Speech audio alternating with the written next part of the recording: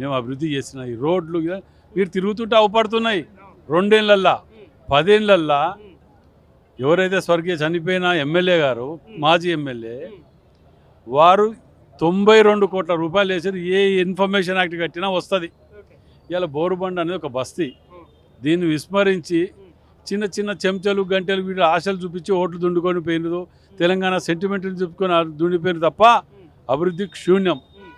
ఇలా 2 ఏళ్ళల్లా ఇక్కడ మేము తీసుకొచ్చిన కార్పొరేషన్ ఫండ్స్ తోటి వాటితోటి వీటితోటి ఇలా మేము అభివృద్ధి చేయగలిగినాం. అది మా గొప్పతనం.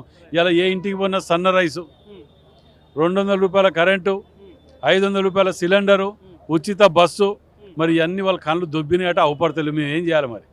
అంటే బీఆర్ఎస్ పార్టీని గెలిపిస్తే ఈ పథకాలు కావచ్చు గల్లపట్టి వసూలు చేస్తాం కాంగ్రెస్ పార్టీ దగ్గర అంటూ కేటీఆర్ సవాల్ విసురుతా ఉన్నారు. ఏం సమాధానం? ఇప్పుడు 30 ఉండి ఏం బీకిండు, ఇది గెలితే ఏం బీక్తాడు, గంతే ఉంటుంది. అంటే ఎట్లా ఉంది మరి? అంటే ప్రజల్లో స్పందన 100% మేము గెలుస్తున్నాం.